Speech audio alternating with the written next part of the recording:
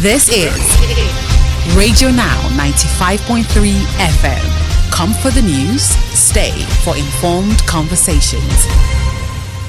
Today in the news, the Central Bank of Nigeria has raised the alarm regarding certain policies around foreign exchange that were implemented under the tenure of the embattled former governor of the CBN, Mr. Godwin Emefiele. Now, this is coming at a time when the CBN is being scrutinized by the Economic and Financial Crimes Commission, the EFCC, while grappling with the responsibility of paying off a backlog of foreign exchange settlements in the aviation, manufacturing and petroleum sector. Our guest this morning is Mr. Segun Elemo, a public finance and policy analyst. Mr. Elemo, good morning and thank you for joining us on the conversation. I would like to understand what exactly we have to look at. The EFCC, the CBN, is talking about foreign exchange policies that were implemented while Mr. Godwin Emefiele was in office. What is your reaction to this particular report?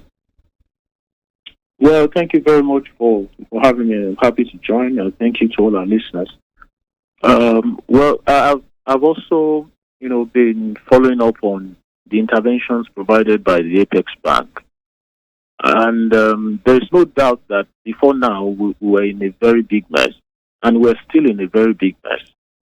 Because even recently, I think foreign airlines were still threatening to exit Nigeria on the ground that, much of their, FX backlogs have not been covered. And I'm also aware that the Nigerian government were in talks with multilateral institutions to see how we can, have some inflows of, foreign exchange. I mean, the transaction with the AFDB, recently to exchange crude oil for foreign exchange, and the recent talks with the World Bank to provide $1.5 billion. All in a bid to cover the FX backlog. But if you ask me, really, you can get all of that money and still have it drained out because of these sharp practices that CBN is now pointing to.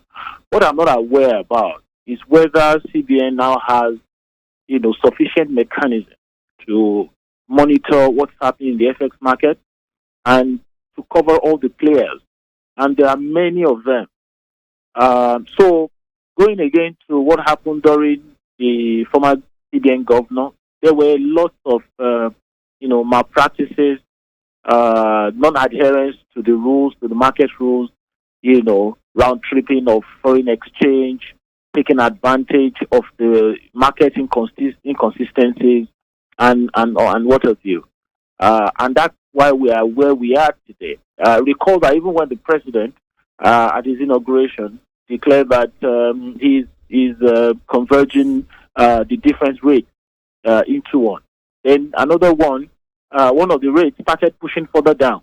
And today, you can see what's happening in the parallel market. Mr. Elemo, if I may, my apologies for interrupting you, but if I may, I mean, the CBN describes all of these infractions that you listed. The CBN has described them as grave infractions, gross abuse, and non-compliance, right?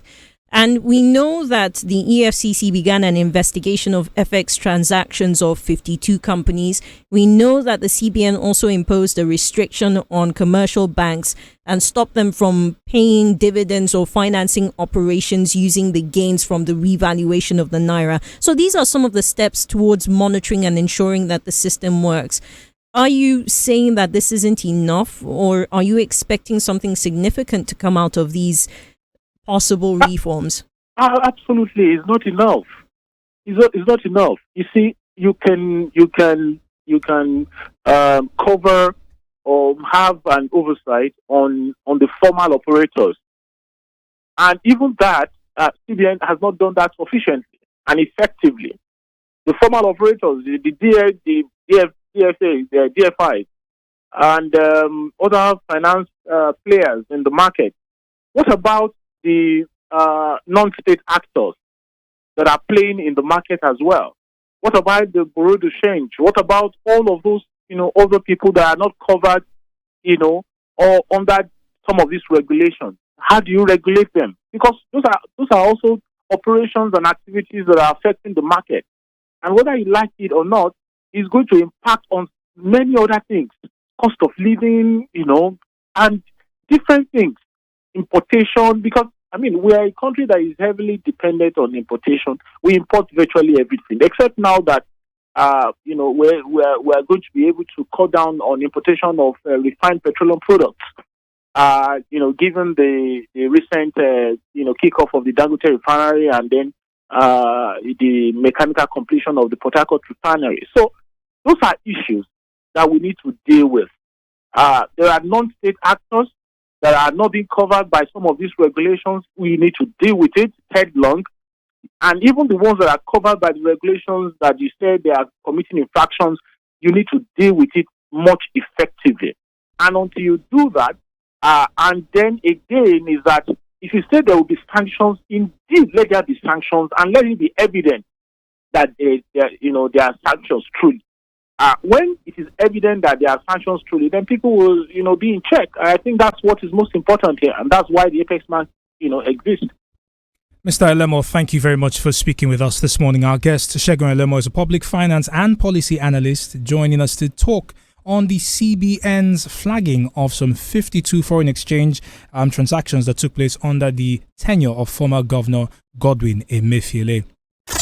This is Radio Now 95.3 FM. Come for the news, stay for informed conversations.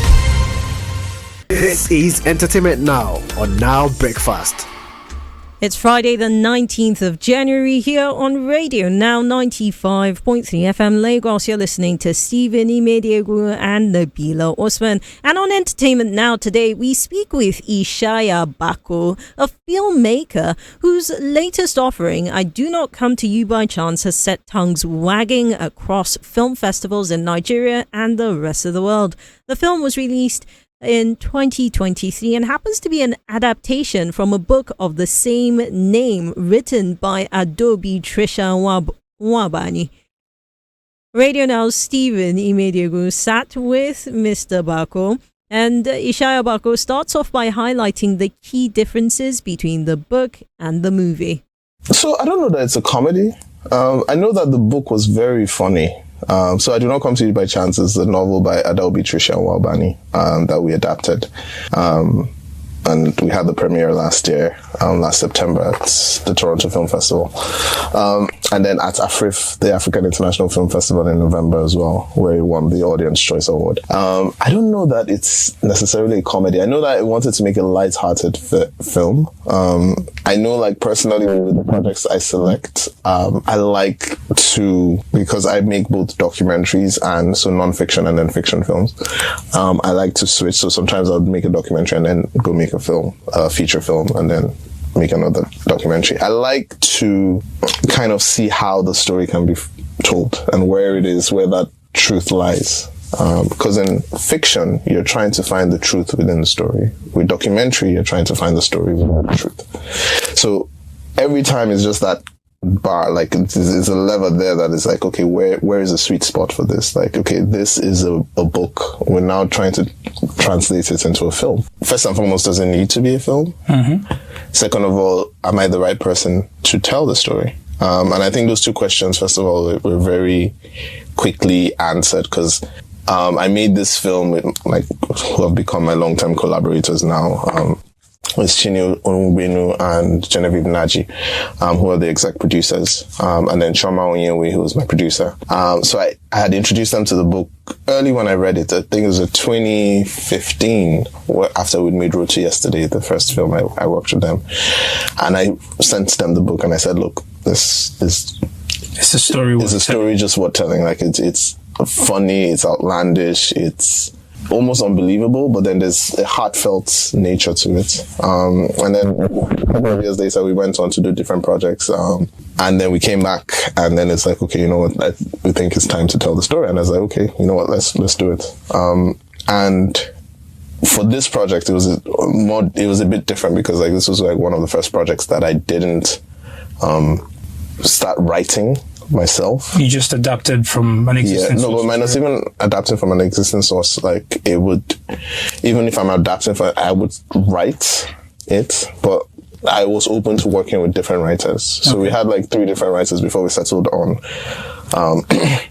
the brilliant lady, and then this is someone that like I hold in high esteem. Her name is Chika Anadu, who wrote like the first draft play that kind of sent like all of us like agreed with, and then like I now came on board to like write it to the shooting draft, or like redraft it to the shooting drafts, which was an interesting process again, and interesting as well because it's from existing material, so staying true to the material, but then also recreating it to this different format. And adaptations are always tricky. Of course. And I think the beauty about it, and we're very, very grateful for it, is that she did have her doubts at the beginning, but then the author, like when she watched the film, she did appreciate the adaptation of it, which is what you would always hope for.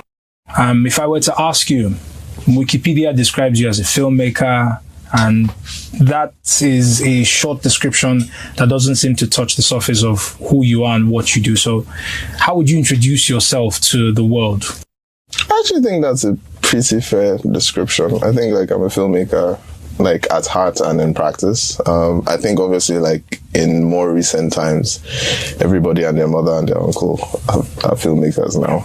And so it doesn't particularly give the full luster of what it should be. Not that there's necessarily any luster, but then I think like filmmakers at the heart of it, that is what I am. Like I'm a writer and a director, and I've like co-produced on a couple of projects, but yeah, at the heart of it. Right. I don't know if it's a digression, but does it upset you when you thought that every and anybody who has access to a recording device with a camera is now thought of as a filmmaker? I can make films, I can shoot a video, I'm a filmmaker. Does it upset me? Yes. I wouldn't say it upsets me. I think it's great that like the tools are out there. I think it may be a bit overkill in the sense of I was trained as a filmmaker, so like there is a certain discipline to it, and there's a certain like there's an art to it. It's like, and that perfect marriage between the arts and the sciences that filmmaking is, and that's kind of what drew me to it, and that's what I love about it. Does it upset me? No. I think everybody like has the right and to air their opinions and to tell their story in whichever way they seem fit. I think obviously like with technology, the better phones that we're having, the better cameras, the better platforms, like YouTube, all the social media platforms, YouTube, Instagram, TikTok, everybody has found a new way of telling their stories. Not many people do good stories, and I think that's where the difference now comes in, where you now differentiate what a good filmmaker is from just what a filmmaker is. And I suppose like that's my charge and my passion, and like the discipline, and like what I love about it is being a good filmmaker and telling good stories, and telling good stories in that long form format. So not doing skits or shorter videos. Not that there's anything wrong with it. I was going to pick up on that one. I know. I saw that you were going to, but I said no. I will take it. Not that there's anything wrong with it, but then obviously like there's a place for it. There's a place for like a really good, hour and a half long film, or 2-hour film, or even series. And yeah, I feel like that's where my skills are most suited for. And that's what I love doing. And I love creating those stories, being challenged by it, but also like broadening my knowledge, because I think that's one of the blessings of filmmaking itself. You're able to just work on so many different things and learn. And the discipline that makes me humble to learn, to sit down with people and ask, okay, tell me your story and like what it is. And even when I'm writing a new story, like having the feedback on it, talking to actors, getting their responses, and ultimately when the film reaches the audience, hearing what the audience thinks about it too, and like taking that in. I think it's a fascinating job, and a fascinating career. yeah, and yeah. So before we started talking about this, we had a conversation, and you talked about doing what you love and not working a day in your life. You've done some very interesting films, and we'll touch on a few of them before we go into your latest work. But have you found filmmaking to be that thing that doesn't feel like a job, even though you are so deeply immersed in it? Yeah, as I said, we were talking before now. I said, it's not necessarily a lie, they just don't tell you the full story. When they tell you, do what you love, you never work a day in your life. The other side of it is, do what you love, you will work every single day. But I mean, I think the truth, or the positive aspect of that, is that you will go the extra mile. Of course. And that always shows when you go the extra mile. The negative aspect of that is that sometimes, especially on difficult projects, it can be very frustrating. It can be very time consuming. It can take a lot out of you. But yeah, I mean, I think in and of itself, when you really find your center, and find that's okay, you know what, I really need to tell the story. And I think that's where it really comes from, is that, okay, I really need to tell the story, and I'm the right person to tell the story. Oftentimes, you're a bit alone with it. And yeah, I think that's kind of the thing that also encourages me, is that you would almost have reason to tell a story. And also, there are more tools that you can use. So whether it's animation, whether it's CGI, whether it's even just the actor's performance, but then seeing an actor that you've known your whole life in a different role or in a different kind of performance, that always is interesting. Creating the music for it, creating the mood. Just creating your own palette, and sharing that with an audience and getting them to see what you think. We've seen a number of Nigerian books eventually end up on the screen. The one that comes to mind, Things Fall Apart, becoming a series. We've seen Chimamanda Adichie's books end up on screen. But there's always the fear that in taking it from a book to a film, you would lose a large part of the material. I think about some of my favorite books, Lord of the Rings. There's a lot in the books that the films don't capture. How do you walk that fine line between holding on to the source material and still giving me something that you can express in front of a camera? That's a good question, and I think that's a question that most filmmakers that would adapt, and that's a question I ask myself all through.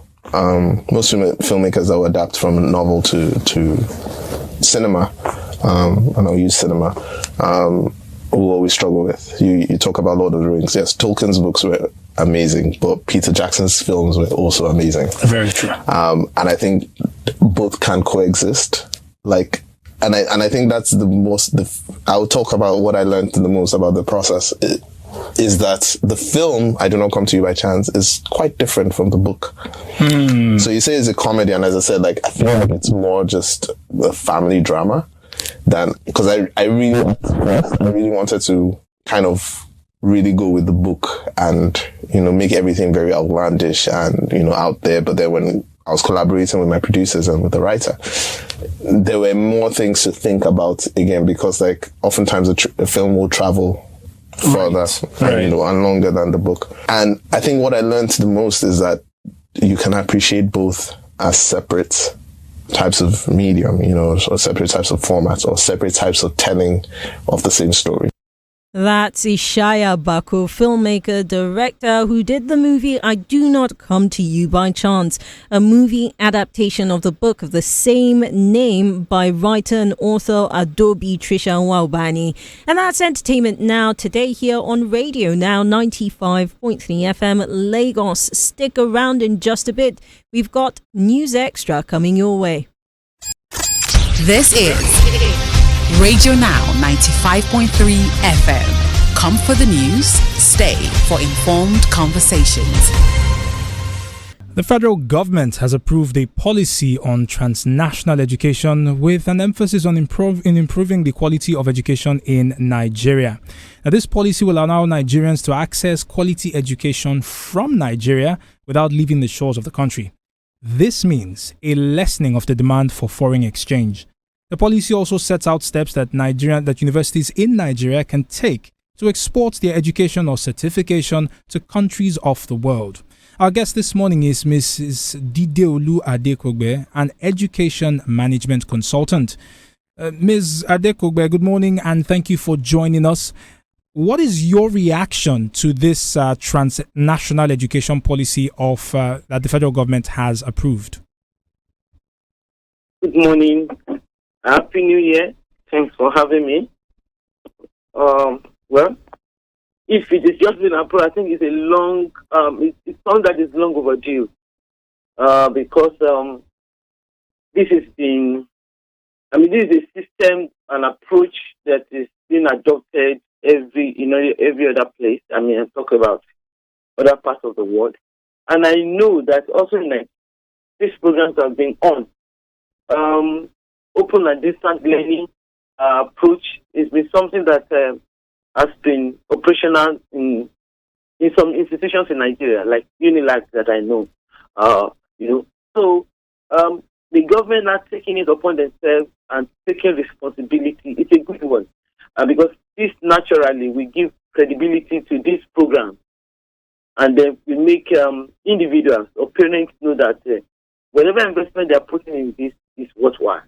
And the other corporate organizations and all other stakeholders, we also know that graduates from kind of programs are qualified, because in this space, and who is also involved in recruitment, we get to work with a lot of institutions, recruiting, and they will tell you, please, in your shortlisting, we don't want this kind of program because they are not sure. They feel that the program is shoddy. So the federal government, approving and rolling out guidelines, is a good one. But it should move beyond rolling guidelines, because for us in Nigeria, paperwork we are very good.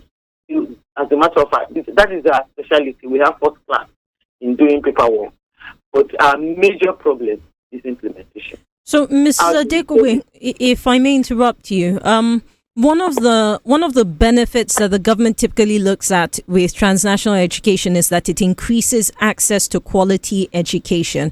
And just barely 2 weeks ago or so, there was an investigative report that has forced the Ministry of Education to review certification for universities in countries like Benin Republic, Togo, Kenya, Uganda. And it's all around the quality of that education. In light of what happened just 2 weeks ago or so, what do you think we need to do in terms of making sure that we're truly adhering to the benefit of transnational education? Once again, it's imperative for us as a nation to ensure that we establish such a solid relationship with countries who want to do this transnational educational programs with us. I mean, it's not just all. We don't just take it up like that without doing our investigation. Just like you said, in Benin Republic and the rest of them, we have somebody went to run a degree program for 6 weeks. This is crazy. I mean, how does that happen? And these institutions are also allowed, to run ISC programs. And this is really watering down, the intent and the purpose of credible education. And so the federal government must move beyond just putting this down, like I said, in paper. Everything must be reported. And our institutions in Nigeria also must know that as much as they have the power to collaborate, to go into partnership, they should report to the policy group in Nigeria, the commission involved. You can't be, of course, there are a lot of institutions that would have started and would have started programs. Some would have even started awarding before going through approval. This is wrong. You can't give birth to a baby without pregnancy. So you must first be pregnant, nurture the pregnancy before you deliver. So you can't just start that program and already admit students and shunning them out before approval. There must be strict adherence to the guidelines. The policies must not just be one of those. And this is not something that should be subject to change by different governments a government comes in and say, fine, this government comes in and say we are rolling out this, and in the next 4, 5, 8, 10 years, another government comes in and say, no, it shouldn't be. There are policies that are not subject to political view, because if not, we keep going forward by 2 steps and 10 steps. So which means we are not making progress. Mrs. Adekugbe, I do apologize for interrupting you. Now, this initial concept of transnational education, it was to allow providers come into Nigeria, and that's the model at that time actually only allowed providers to come into Nigeria. There's a number of them that already exist. I didn't talk about exporting education out of Nigeria. Our federal government attempted to export education out of Nigeria at some point, but it was suspended. Now, what do you think we need to prioritize to make our system an option for foreigners? I think the environment. Thank you. Enabling environment. Our environment must ensure that we welcome collaboration and partners to come in.